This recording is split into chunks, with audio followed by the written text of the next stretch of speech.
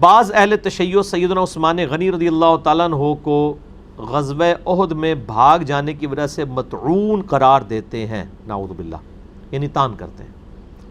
ان کو کیسے سمجھایا جائے؟ میرے بھائی، ان کو سمجھانے کے لیے آپ کے پاس خود بھی تو قرآن و حدیث کا علم ہونا چاہیے نا۔ باقی جو اہل تشیع کا مقدمہ ہے سیدنا عثمان غنی رضی اللہ تعالیٰ عنہ کے حوالے سے کہ ان کی شہادت کے اسباب میں بعض ان کے ایسے ڈیسیژن تھے جس کی وجہ سے صحابہ اکرام ان کے خلاف ہوئے، وہ تو بالکل ریالٹی ہے، اس سے کوئی انکار نہیں کر سکتا، وہ بخاری مسلم میں موجود ہے۔ یہ تو بنو امیہ کی بدماشیوں کو چھپانے کے لیے عبداللہ ابن سبا کا ڈھونگ رچایا گیا کہ یہ ایک عبداللہ بن سبا تھا جس نے 10,000 صحابہ کی مات مار دی ایک بندے نے، نعوذ باللہ، اور عثمان شہید ہو گئے۔ بیسیکلی بنو امیہ کو بچانا تھا، تو میں نے الحمدللہ وہ بھی پول ان کا کھول دیا۔ آپ عبداللہ ابن سبا کی حقیقت بھی یوٹیوب پہ لکھیں تو میرا لیکچر کھل جائے گا کہ عبداللہ ابن سبا ایک پرسنالٹی تھا، لیکن اس کا شہادت عثمان سے کوئی تعلق نہیں ہے، وہ بعد کی پرسنالٹی ہے۔ مولا علی کے لیے اولویت کلیم کی، مولا علی نے اسے قتل کروایا تھا، مولا علی نے قتل کروایا تھا اسے، تو اس کو اس کھاتے میں ڈالنا جو ہے وہ بالکل زیادتی ہے۔ آپ یوٹیوب پہ جا کے لکھیں شہادت عثمان کے اسباب، شہادت عثمان کی وجوہات، رپلائی ٹو ڈاکٹر اسرار، میرا کلپ کھل جائے گا، لاکھوں لوگ دیکھ چکے ہیں، آپ کو پتہ چل جائے گا انشاءاللہ۔ باقی میرا جو واقعہ کربلا والا ریسرچ پیپر ہے، عربی میں بھی، اردو میں بھی، ہندی میں بھی، انگلش میں بھی، انشاءاللہ فارسی میں بھی آ جائے گا۔ 200 روایتیں اکثر میں نے بخاری مسلم سے جمع کی ہیں، یہ ان کو دکھا دیں، مفت PDF ڈاؤن لوڈ کر لیں، فری ہم پوری دنیا میں ڈاک بھیجتے ہیں، آپ منگوا بھی سکتے ہیں۔ عثمان بھائی کو کال کریں، فری آپ کے گھر ڈاک آئے گی، +92 کے کوڈ پاکستان کے ساتھ، 032159000162 ان کا کوڈ ہے، یعنی فون نمبر ہے۔ اور یہ واقعہ کربلا کا حقیقی پس منظر 72 صحیح الاسناد احادیث کی روشنی میں آپ یہ ڈاؤن لوڈ بھی کر سکتے ہیں، یہ فری بھی ہارڈ کاپی ہم پورے ملک کے اندر بانٹتے ہیں اس کی۔ 032159000162 نمبر کے اوپر کال کریں عثمان بھائی کو، آپ کے گھر فری آ جائے گی ڈاک انشاءاللہ تعالی۔ تو سیدنا عثمان غنی رضی اللہ تعالیٰ عنہ کی شہادت کے اسباب بھی اس میں ہیں، واقعہ کربلا کے حقیقی اسباب ہیں، جنگ جمل صفین نہروان کے اوپر صحیح الاسناد احادیث بخاری مسلم سے، مولا علی رضی اللہ تعالیٰ عنہ علیہ السلام کی حقانیت کے اوپر، خلفائے راشدین کون کون ہیں وہ بھی ڈیٹیل کے ساتھ میں نے اس کے اندر تعارف کروایا۔ تو یہ ایک الگ سے ایک ٹاپک ہے۔ بہرحال سیدنا عثمان پہ جو اہل تشیع کا یہ والا اعتراض ہے، یہ تو کوئی غالی رافضی کرتا ہوگا حضرت عثمان کے حوالے سے، یہ تو نہج البلاغہ پہ بھی موجود ہے کہ مولا علی نے خود حضرت عثمان کو داماد رسول لکھا ہے صلی اللہ علیہ وآلہ وسلم۔ نہج البلاغہ کے بھی 5 خطبات کی روشنی میں میرا مسئلہ 162A ہے، مولا علی کے 5 خطبات نہج البلاغہ سے، خلفائے راشدین کے 30 سال نہج البلاغہ کی روشنی میں۔ یہ میں نے اہل سنت کا مقدمہ شیعہ کی عدالت میں پیش کیا ہے، اور شیعہ کا مقدمہ اہل سنت کی عدالت میں پیش کیا۔ مسئلہ نمبر 101 خلافت و ملوکیت، صحیح مسئلہ خروج اور فکر حسین حق پرستی کی علامت ہے۔ تو وہ دونوں کو میں نے، یعنی میں تو ظاہر ہے کیوں نہ میں وابی نہ میں بابی، میں ہوں مسلم علمی کتابی، تو نہ میں سو کالڈ وابی ہوں کہ جو لوگ علمی بات کرنے لوگ وابی کہتے ہیں، نہ میں بابی ہوں، بابوں کا ماننے والا، بابوں کا، بزرگوں کا، علمی کتابی آدمی۔ اس لیے میں تو جو بات سنی کی ٹھیک ہے وہ سنی کی صحیح کہوں گا، جو شیعہ کی ٹھیک ہے وہ، باقی میں دونوں کو مسلمان سمجھتا ہوں، علمی اختلاف اپنی جگہ۔ آپ کا حال تو یہ ہے کہ آپ علمی اختلاف کر کے اسلام سے بھی باہر نکالتے ہیں، ہم آپ سے بھی علمی اختلاف رکھتے ہیں تب بھی آپ کو اسلام کے اندر مانتے ہیں، آپ کو چندے دیتے ہیں، آپ کے پیچھے نمازیں پڑھتے ہیں، کوئی مسجد نہیں بنائی، کوئی چندہ بک نہیں بنائی، کوئی پارٹی لانچ نہیں کی، کوئی امیر نہیں بنایا، کوئی بیعت نہیں لی، کچھ بھی نہیں کیا، فری اپنی جیب سے لاکھوں روپے کی چیزیں الحمدللہ اللہ کی راہ میں خیرات کرتے ہیں، لوگوں کو پمفلٹ دیتے ہیں، اور یہ فری ویڈیوز ہماری انشاءاللہ اپلوڈ ہو رہی ہیں پچھلے 8 سال سے، انشاءاللہ آندہ بھی ہوں گی۔ کسی کو میرے نام پہ چندہ لینے کی اجازت نہیں ہے، نہ عثمان کو، نہ فرحان کو، نہ اس فرحان کو، کسی کو اجازت نہیں 1 روپیہ لینے کی بھی۔ ٹھیک ہو گیا؟ تو یہ سیدنا عثمان کے اوپر جو اعتراضات کیے گئے ہیں، آپ جینوئنلی ان کو دیکھیں تو جو بات ٹھیک ہے وہ کریں۔ خلیفہ راشد ہیں الٹیمیٹلی میرے نزدیک، تو آج کی ڈیٹ میں ان کے اوپر کوئی تان نہیں ہوگا۔ باقی ہم معصومیت تو نہیں حضرت عثمان کے لیے کلیم کرتے، غلطی کسی سے بھی ہو سکتی ہے۔ مسئلہ 197 میرا دیکھ لیں، میں نے خلفائے راشدین کی غلطیاں ہائی لائٹ کی ہیں، حضرت ابوبکر کی، حضرت عمر کی، حضرت علی کی، اور اس کے بعد یعنی محدثین کی بھی احترام کے دائرے میں۔ سیدنا عثمان پہ یہ جو غزوہ احد کے حوالے سے ہے، یہ صحیح بخاری میں موجود ہے۔ آپ صحیح بخاری میں اگر حضرت عثمان کے فضائل والا چیپٹر نکالیں تو آپ کو یہ حدیث مل جائے گی، کئی دفعہ ریپیٹ ہوئی ہے، مختلف اس کے طرق موجود ہیں بخاری میں۔ اسلام 360 میں بھی آپ حضرت عثمان اور احد، یہ دو لفظ لکھیں تو خود کھول دے گا، آپ کو ڈھونڈنے کی ضرورت نہیں پڑے گی۔ یہ اصل میں یوں واقعہ ہے کہ حضرت عثمان کے دور حکومت میں آپ کے کچھ ڈسیزن کی وجہ سے لوگ آپ کے خلاف بھی ہوئے تھے، پھر شہید والا معاملہ ہو گیا، وہ تو ایک تلخ ایک یعنی مسلمانوں کی تاریخ ہے۔ ایک شخص مصر سے آتا ہے، بخاری کے الفاظ ہیں، عبداللہ ابن عمر کے پاس، حضرت عثمان اور حضرت علی کے بارے میں پوچھتا ہے۔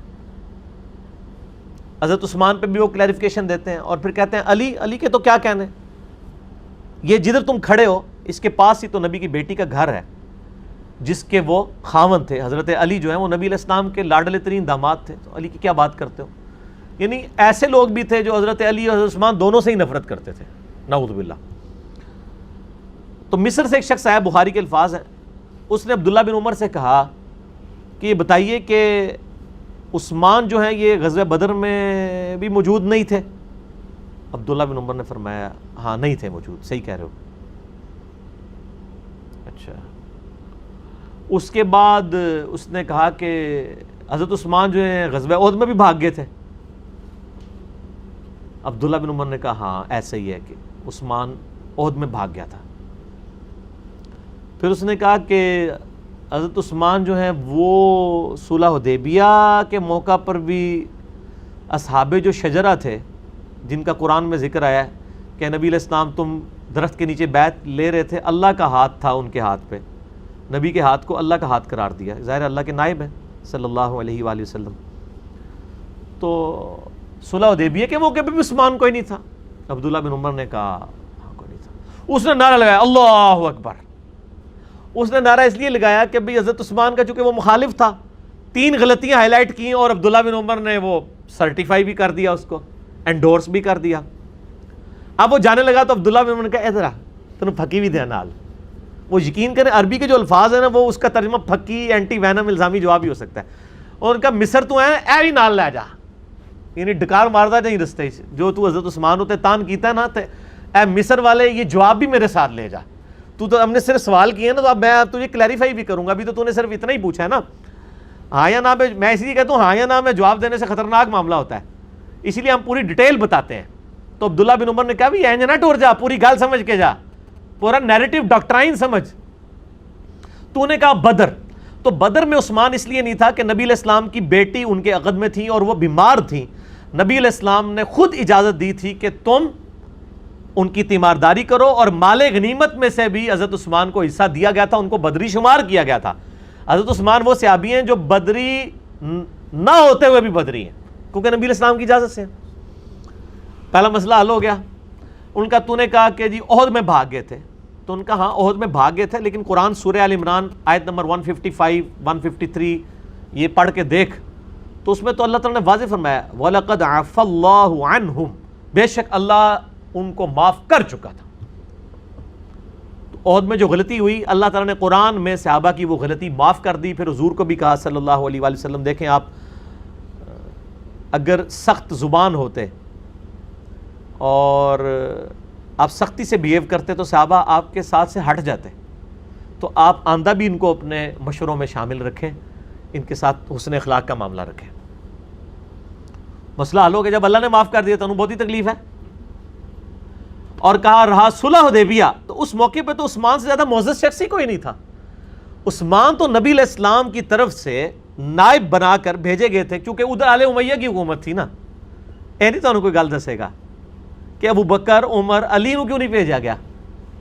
ان میں سے کسی کو بھیجا جاتا تو انہوں وڈ دینا سی انہوں نے، چونکہ ابو سفیان تھا وہ آل امیہ سے تھا، خاندانی سسٹم بڑا سٹرونگ تھا۔ حضرت عثمان بھی آل امیہ میں سے تھے، تو حضرت عثمان سے زیادہ کوئی اپروپریٹ شخص نہیں تھا کہ اس کو بھیجا جاتا، کیونکہ وہ خاندانی لحاظ رکھتے ہوئے حضرت عثمان کو ڈیمیج نہ کرتے، ورنہ وہ ایلچی کو قتل بھی کر سکتے تھے۔ حضرت عثمان کو جب بھیجا گیا تو بخاری میں آتا ہے کہ ان کی شہادت کی افواہ پھیل گئی کہ وہ تو انہوں نے مار دیا ان کو۔ اب نبی صلی اللہ علیہ وآلہ وسلم درخت کے نیچے آئے اور آپ نے بیعت اس کے اوپر لی کہ ہم یہاں سے اس وقت تک نہیں جائیں گے جب تک کہ عثمان کے قتل کا بدلہ نہ لے لیں۔ اس کے اوپر تو بیعت ہوئی تھی اور حضرت عثمان موجود نہیں تھے، تو نبی علیہ السلام نے اپنا مبارک ہاتھ بلند کر کے کہا تھا یہ عثمان کا ہاتھ ہے، میں اس کی بیعت بھی لیتا ہوں۔ اچھا سبحان اللہ، تو آپ نے پڑھی، اس سے یہ بھی بات پتہ چلتی کہ نبی صلی اللہ علیہ وآلہ وسلم عالم الغیب نہیں تھے، ورنہ تو یہ سب کچھ ایکٹنگ ہی ہوتا نا، نعوذ باللہ، کیونکہ اللہ نے آپ کو یہ بات نہیں بتائی تھی، اللہ بتاتا تھا تو غیب کی بات آپ کو پتہ چلتی تھی، ورنہ تو نعوذ باللہ آپ ایکٹنگ کر رہے تھے کہ آپ کو پتہ بھی تھا کہ جو ہے وہ عثمان زندہ اور پھر بھی بیعت لے رہے ہیں، اور خام خواہ لوگوں کو یہ نہیں پتہ تھا۔ تو ہم یہاں سے نہیں ہٹیں گے۔ تو نبی علیہ السلام نے اپنے ہاتھ کو عثمان کا ہاتھ قرار دیا، عثمان سے زیادہ معزز شخص ہی کوئی نہیں تھا صلح حدیبیہ کے دن۔ پھر وہ خیر آ بھی گئے تو پتہ چل گیا کہ ان کو شہید نہیں کیا، وہ افواہ ہی تھی۔ تو یہ تینوں جواب اس مصری کو دیے اور کہا کہ جب مصر جائے گا نا تو یہ بھی ساتھ لے جائیں۔ وہ عبداللہ بن عمر نے ایسے جواب دیے، وہ آج تک بخاری شریف میں محفوظ ہیں۔ اب کوئی حضرت عثمان کے اوپر ان معاملات میں تان کرتا ہے نا تو اسی بھی اودی لا کے ہاتھ پڑا چڑھنے ہیں، پگڑی اودی، ٹھیک ہو گیا کہ بھائی یہ تان نہ کرو، ٹھیک ہو گیا جی۔ اور کہہ دو نہ میں وہابی نہ میں بابی، میں ہوں مسلم علمی کتابی۔ تو نہ تو ہم ناسبی ہیں اور نہ رافضی ہیں، ہم الحمدللہ دونوں ایکسٹریم سے بچے ہوئے ہیں اللہ کے فضل سے، الحمدللہ۔